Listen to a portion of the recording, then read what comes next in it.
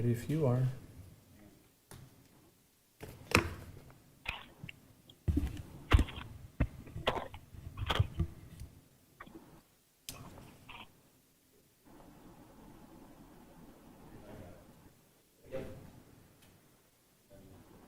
Thank you.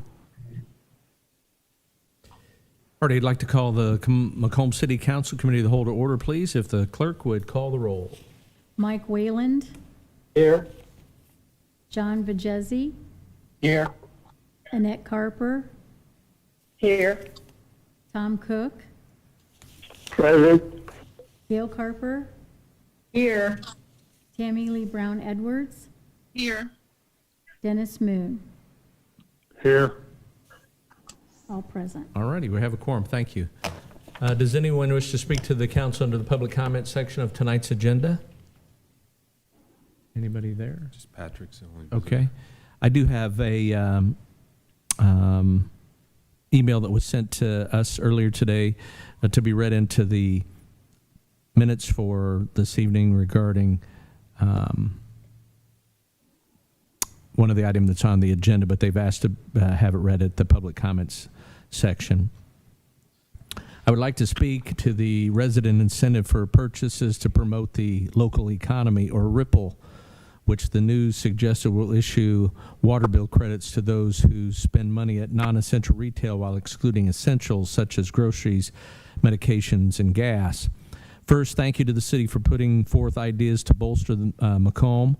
This process is really important, and even when a particular proposal isn't the right one, it can spark new ideas to move Macomb forward. Keep the ideas coming. I believe the RIPPLE proposal coming before tonight, at least as the news has described it, isn't right for Macomb for two reasons. First, the mixed messages. You recently voted to raise water rates because you said there were no alternatives. In contrast, the RIPPLE proposal suggests Macomb can afford to forego water fee income. Second, I invite you to compare Frankfort, the model community for RIPPLE, with Macomb. Frankfort's median household income is $128,000.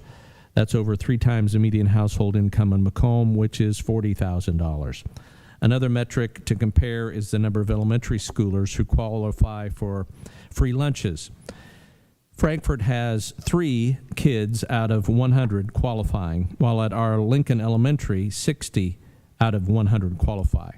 The high numbers are why Genesis Garden offers free summer lunches here.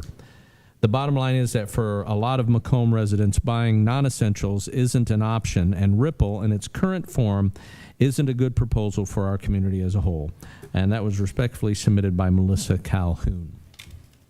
And again, her request to have it read at public comments is why it was read, but it does go along with one of the items on discussion for the agenda tonight. Anybody else for public comments this evening?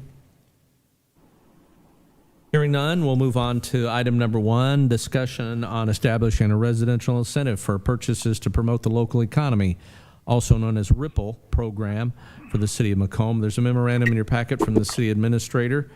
And Scott, do you want to go over that in general? Then we'll have some discussion.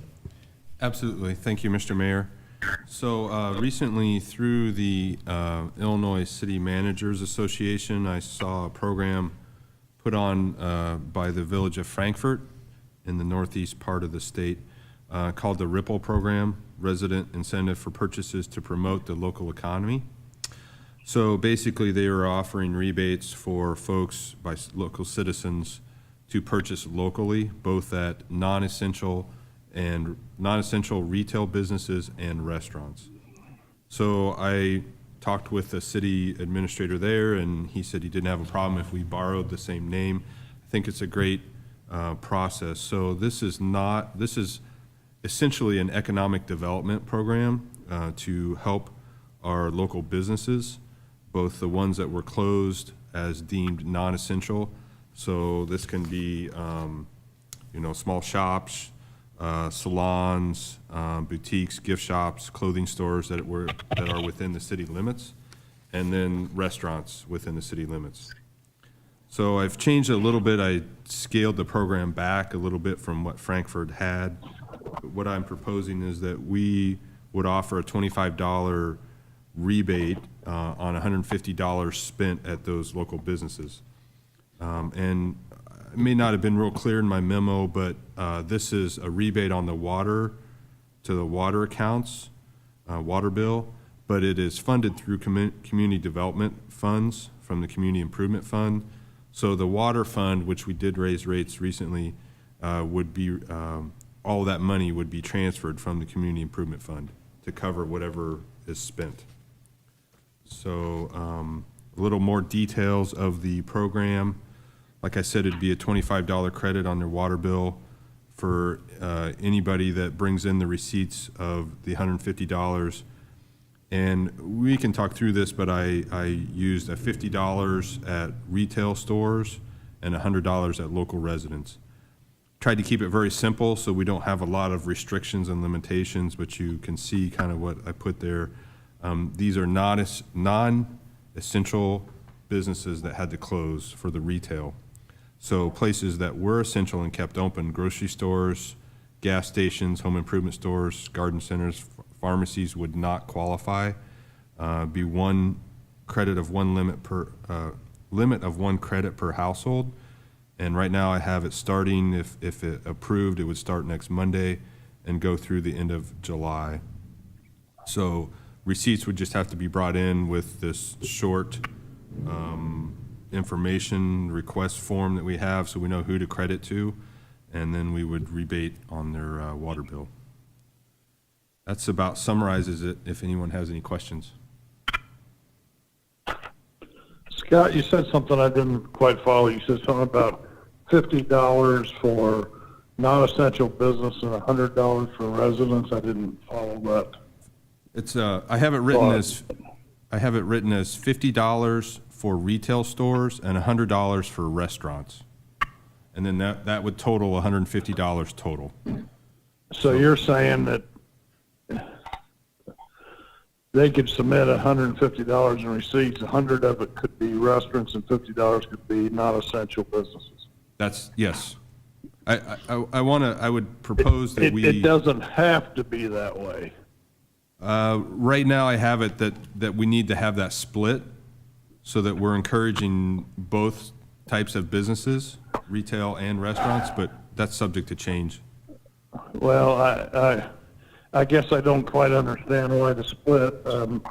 And I'll admit that there's a bias on my part, but some businesses weren't allowed to even have curb service or anything else. So I guess I don't understand the necessity of the split in there. Sure. Your Honor, this is Annette. Alderman Carper. Thank you. I would agree with Dennis. I have thought the same thing during this shelter in place, that, there's been a lot of incentives and a lot of advertising not to use the restaurants that we have in town during the shelter in place, and it's been, very successful programs, and I applaud that. But at the same time, for small local retailers have had to be closed, and they haven't benefited at all. I would prefer that it would just be 150, and it's what it is. How you did it is your business. But if you had to split, I'd like it to be split the other way, to be honest. Because the restaurants, and I love restaurants. I'm biased towards restaurants, but considering where we've been, those are my thoughts. Thank you. Anyone else? Yeah, Gail, Alderman Carper. at first glance, I really like this program, and I think it's a neat idea, and I think if this is money that we have to spend on community development, that's what I'm assuming, that we can't spend it on other stuff, right? That's correct. Correct. But the more I thought about it, and after I talked to Dennis, talking about how we just raised the rates, and I was opposed to most of that, and because once again we were raising the debt service fee in that bunch, and I've been opposed to that all along because it has a disproportionate impact on people with lower incomes. When you think about it, this policy has the same disproportionate impact, because if you're low income, and with what's gone on in the last couple of months, who probably are even lower income, and it really only benefits people who can go out and spend that money. So while I can see the good side of it, I wish there was a way that we could be more inclusive of more people in it. I don't know what that would be, and I've thought about that, and I haven't been able to come up with a solution, but it would be nice if we could at least have some kind of prediction that this would help lower income people as well as people with funds that they can spend on businesses in town and salons and restaurants. I'm sorry I couldn't come up with a solution. Your Honor, Alderman Brown Edwards. I agree with my fellow alderman as well that I think the split should possibly be considered to be different. And is there a reason why other businesses aren't included, like entertainment, recreational, as well as salons and barbershops? Those are also businesses that were affected. I am concerned that this is only going to benefit a certain population of our community and not the ones that are mostly affected. And on top of that, I think that it's a pretty small window from June 15th to the end of July, especially when a lot of these businesses have been closed and a lot of our residents work at those businesses. So it may take them a little longer to have those funds available to take advantage of the program. Thank you. Your Honor, I'm sorry. Dr. Cook, I think. Alderman Cook. yes, I'm sorry, Tom, did you have a question or comment? no, I did not. Okay. This is Mike. Alderman Whalen. Yes, I, of course, I guess probably have more of an outlook for small businesses, although my small business wouldn't apply. But this $50,000, if every penny of it was used, would put $300,000 in these businesses. This would be taking $50,000 from the Community Development Fund and literally causing $300,000 to be spent at these businesses. I guess in that respect, I don't know of anything any better to do with this money, because spending $50,000 with the city is going to be spending $50,000. This is one way to get a lot of bang for the buck, and all of these places, I gotta think, even especially restaurants, because of what they've gone through, it would be extremely important. And that's just my 2 bits. Okay, thank you. One more thing, Alderman Carper. Mr. Tammy said she was questioning whether salons and barbershops, I know I think, Scott, in your document, you included salons. I don't know if that would include barbershops too, but you did include salons. So I was assuming that would be hair and spas and things like that? Yes, yeah, so, Okay. so basically, and I didn't want to get into having to list every single business, but it's basically any business that had to close because they were deemed non-essential by the state. So salons, barbershops, clothing, retail stores, smaller ones that were not deemed essential. And I guess I would agree with Alderman Whalen. This is a economic development type program to try to multiply our dollars and get more dollars to the businesses that then can hire their employees back and stay in business. That seems to be the intent of the program. Mr. Mayor, Alderman Vajezi. first off, I want to say thank you to Scott. This is a great idea. Although it was taken from the Village of Frankfurt, I appreciate the fact that you took this and enabled it to be working for Macomb. All the aldermen have come up with some great points, but I think the bottom line behind this is whatever we can do to help the businesses that were closed and spending money in those businesses will help us to reestablish those businesses and get them to reopen and be successful again. So I appreciate the fact that this is being done, but I think it needs to be done for all the businesses. It can't be a specific, $25 for one or $100 for another. because the people that really affected were the ones that lost their jobs.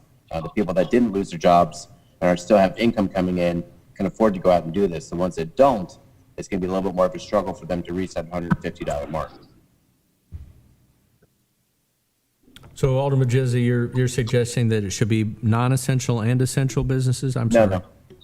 Just the non-essential businesses that were impacted, that were closed. Okay, and then you were, and I don't, so I understand, you're suggesting that the $150 can be from any of those non-essentials? There doesn't. Correct. Okay, Correct.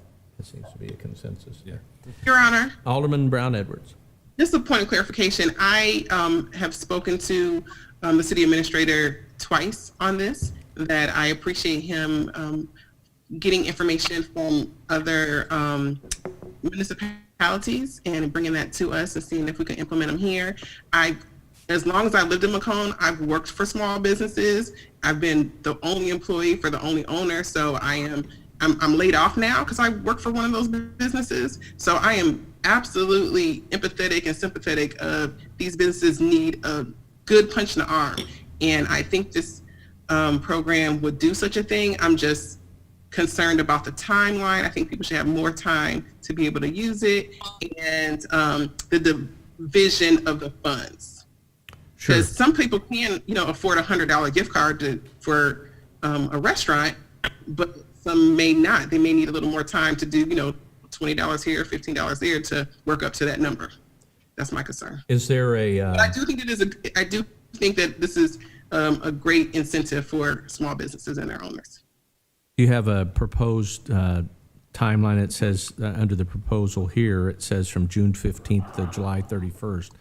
Are you suggesting maybe till August 15th or August 31st? When I spoke to the city administrator today, I thought the timeline should be a little more consistent to the time that the businesses were closed. So if they were closed for 8 weeks, I think there should be at least 8 weeks lead time for them to be able to use that money. If it was 12 weeks, then they should be able to have 12 weeks to be able to recoup that money as well. So I don't know the shutdown timeline specifically at this time, but I think that it should probably mirror the time that the businesses should be able to recoup. I think there's a basic Go ahead, Alderman Moon. business principle for getting. We will never get the money back we lost while we were closed. That just doesn't happen. That's like lost wages. I don't You disagree. never get them back. Now, will it encourage people to come out and shop more? That's up for debate. But as far as getting the money back that we lost while we were closed, you'll never get that back.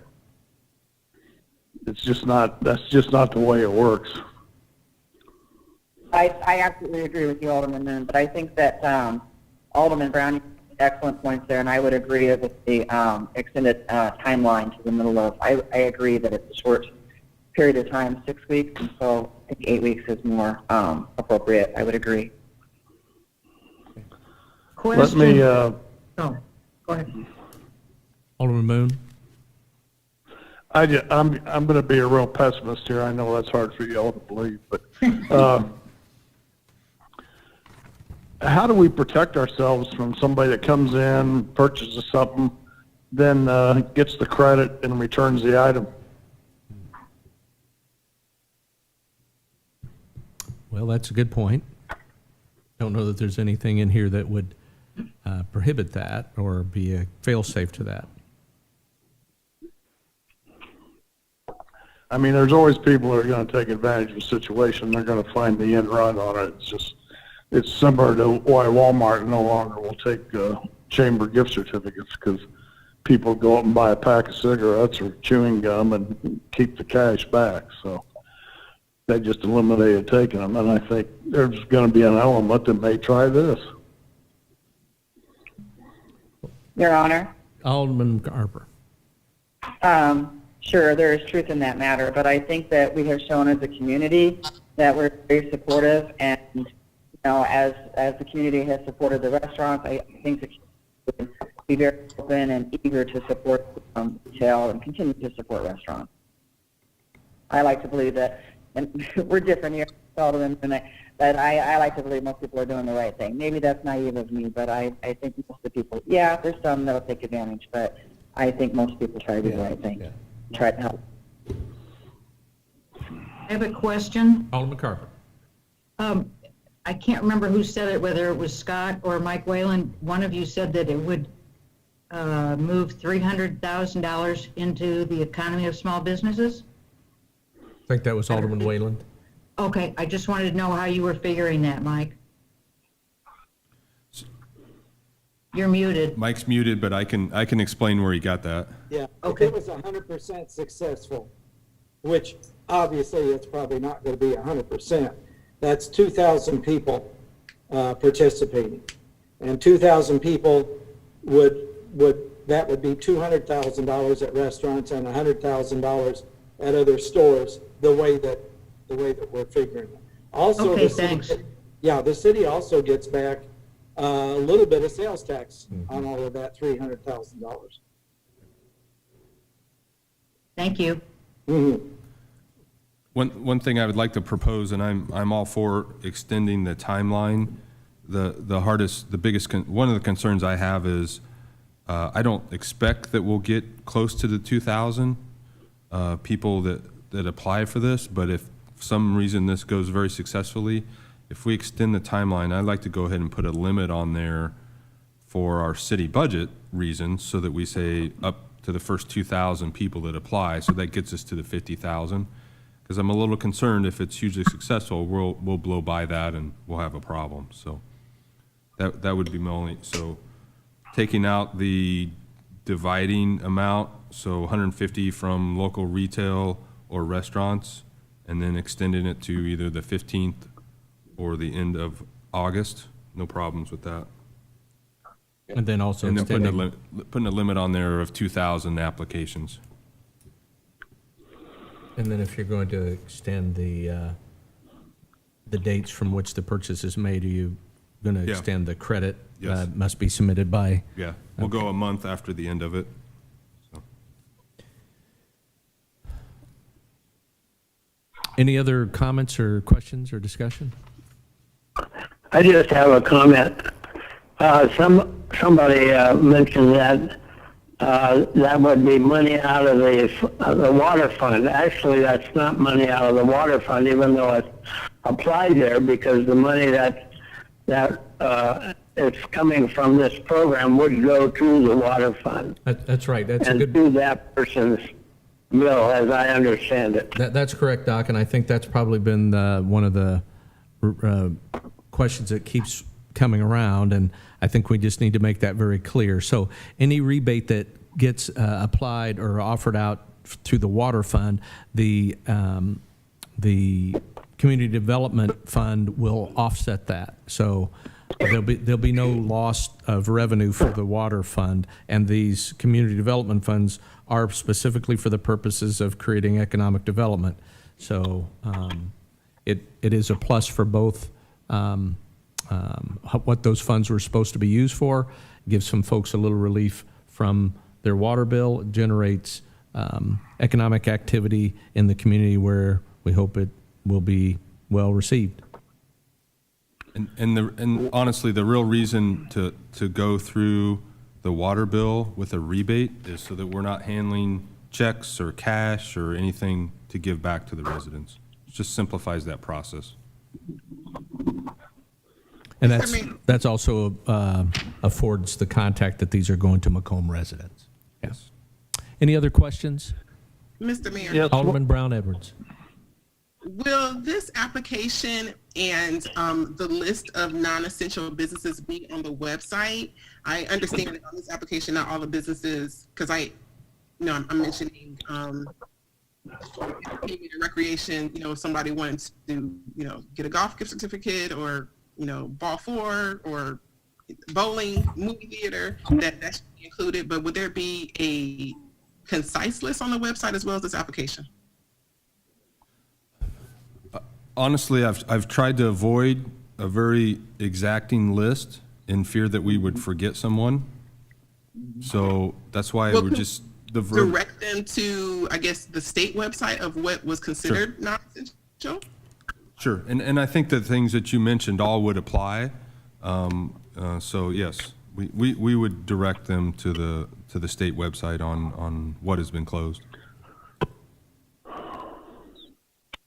Thank you. Anyone else? I have one more question. Alderman Moon. Where does the money for the Community Development Fund come from? What generates the money for that? This was originally money from the Department of Commerce and Economic Opportunity. I'll spit it out there. And that money was a revolving loan fund that was initially established many years ago.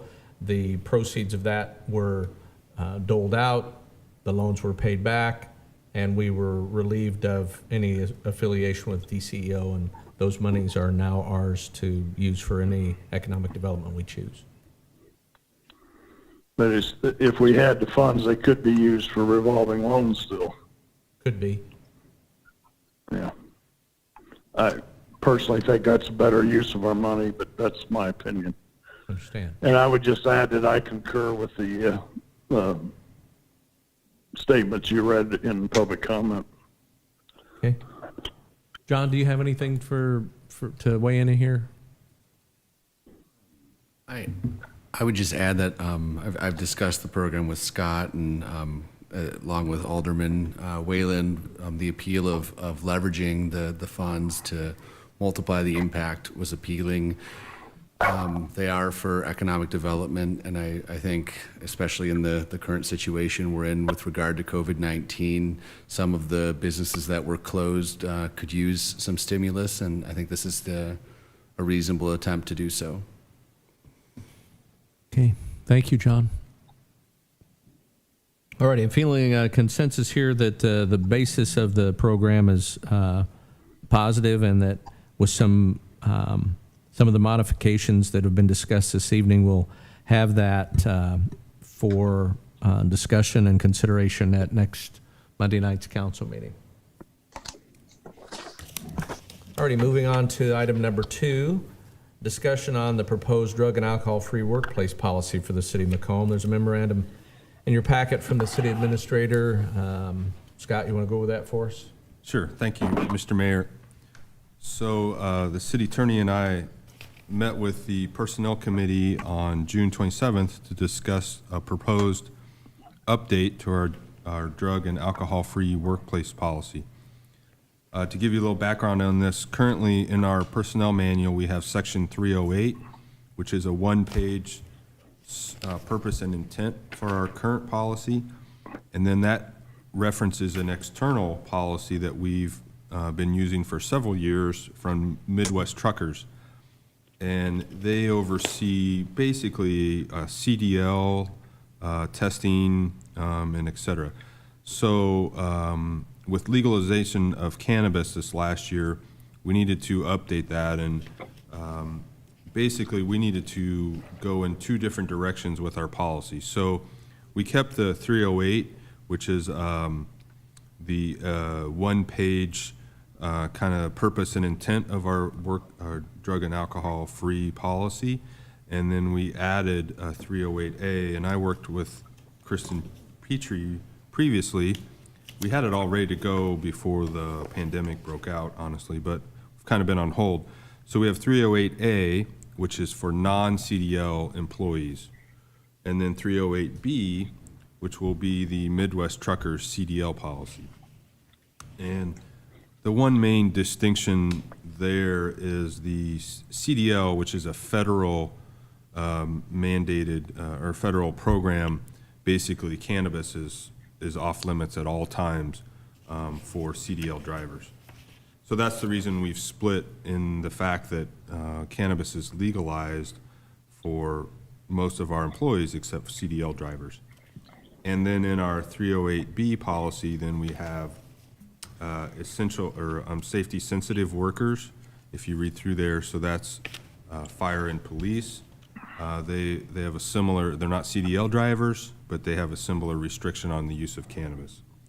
So I'm not going to go through the whole policy verbatim. It's several pages, but I feel that we have a pretty good policy put together here for drug and alcohol. It was discussed pretty thoroughly in our Personnel Committee, and I know Alderman Gail Carper worked with Lisa, and we had some changes to it. I think all those have been changed as requested, and I'd open for any questions that anyone might have about the policy.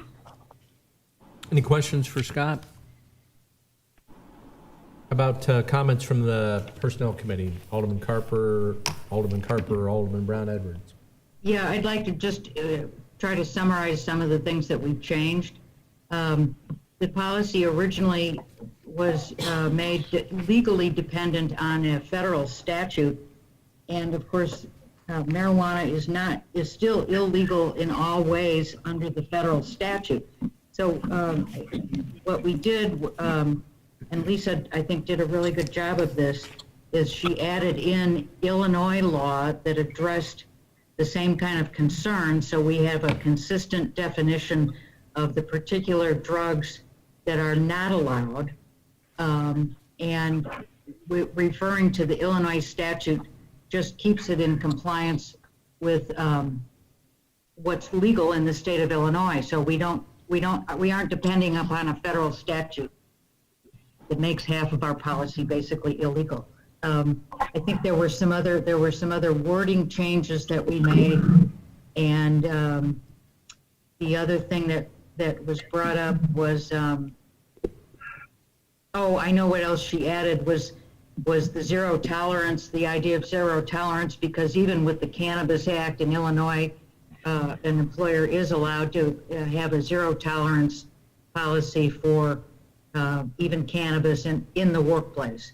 So I think really what we did was add a little bit more specific language in terms of the legal basis of the policy, and we cleared up a few other basically just semantics problems. And Annette and Tammy Lee, if you want to add to that, go ahead, because we had a pretty long discussion on it. Yeah, I appreciated the points that were brought up when we spoke in the personnel policy about the difference with the federal law and the state law. So I applaud that, but that's been detailed within the policy. I always think it's a great idea, provide as much detail as you can. And I appreciate what the two of you have done with this policy. Three of you, I should say. I apologize, Scott. One more thing I didn't complete all the way down my memo, but just one thing, last thing I wanted to summarize. So continuing as we have for as long as we've had the Midwest Truckers policy for CDL workers, random testing will continue for CDL drivers, but the basis for the 308A, which is the non-CDL policy, will be reasonable suspicion. So we will be undergoing reasonable suspicion training for all of our supervisors for the non-CDL, outside of public works, basically. So it all comes down to if someone is impaired, visually impaired, or someone has suspicion, reasonable suspicion that they're impaired, that's when we would start to look to this policy for enforcement. One thing I forgot to add, and Lisa and I have talked about this, I think at the Personnel Committee meeting, we were in agreement that we would like to see this whole policy be inserted in the personnel manual rather than just referred to there. And that's the plan. Absolutely. Okay. Great. Okay, any other discussion? Already hearing none, we'll place that on for consideration and action on Monday night. Item number 3, update on the complete count census. Mr. Bannon. Thank you, Mayor. Appreciate the opportunity to speak. Would like to remind everyone that we do have someone in the Office of Community Development available Monday through Friday from 10 a.m. to 2 p.m., 309-833-4944 to answer any questions about the census locally. We're still at about 56%, so we've been moving up, but if anyone has any questions, I'd encourage them to call. A few developments, we've got a few more banners up around town. We're partnered with our Regional Workforce Development Office, and they're going to send out some communications to their members with some activities planned with the NAACP, and we've got a plan to put some masks on the Rocky statues around town. So lots of things in the works from the Complete Count Committee. I think we're doing, moving forward. But again, if you could remind anybody who hasn't taken the census yet, 2020census.gov, 844-330-2020 to call the national number, or the local number, 309-833-4944. And a tidbit of trivia that I was a little surprised by: the Census Bureau expected about 6.3 or 6.8% telephone response, and it's actually only about 0.6% nationally. So the vast majority of people have been responding online regardless of demographics. So I think it's more important than ever to put that internet website out there, because that's how the vast majority of people are responding. So 2020census.gov, please encourage everyone to fill it out. Very good. Any questions for John? All righty. Thank you, John. I don't believe there's any other business to come before us this evening. We'd entertain a motion to adjourn. Motion to adjourn? Second. Been moved and seconded to adjourn. Any discussion? Hearing none, all in favor say aye. Aye. Opposed, same sign. Motion carried. Meeting adjourned. Thank you.